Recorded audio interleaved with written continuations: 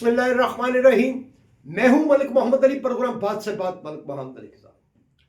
सदर पाकिस्तान आसिफ अली जरदारी भी दबे लफ्जों में बानी तहरीक इंसाफ के खिलाफ खुलकर सामने आ गए और बड़ी तकरीब ने उन्होंने बड़ी सारी बातें कर दी।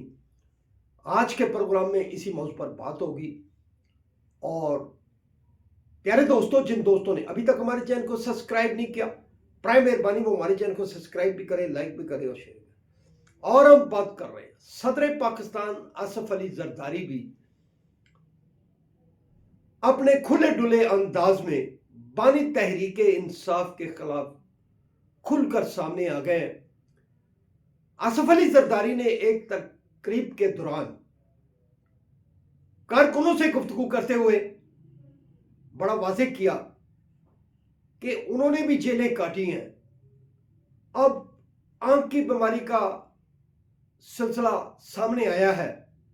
उन्होंने कहा अभी तो 1-1.5 साल की जेल है, हमने तो इससे कड़ी जेल काटी है। आसिफ अली जरदारी की इन बातों से यह बात तो बिल्कुल क्लियर हो गई है, जो कुछ अर्सा कबल या इंतखाबात के बाद एक सूरत हाल बनती हुई नजर आ रही थी कि शायद पीपल्स पार्टी और तहरीक इंसाफ बहुत करीब आ जाएंगी। बल्कि पीपल्स पार्टी ने तो इस ख्वाहिश का भी इजहार कर दिया था कि अगर तहरीक इंसाफ हुकूमत बनाना चाहेगी तो वो उन्हें सपोर्ट करेगी।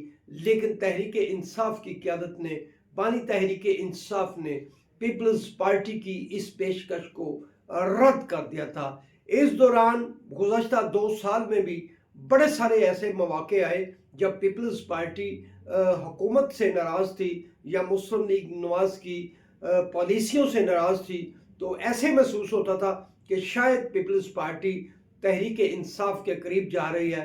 और कई मौके ऐसे आए जब ये महसूस होता रहा कि शायद तहरीक इंसाफ और पीपल्स पार्टी करीब आ जाएं और हुकूमत के खिलाफ कोई बड़ा अलायंस बन जाए या ये इत्तेहाद हुकूमत की तब्दीली का बायस बन जाए।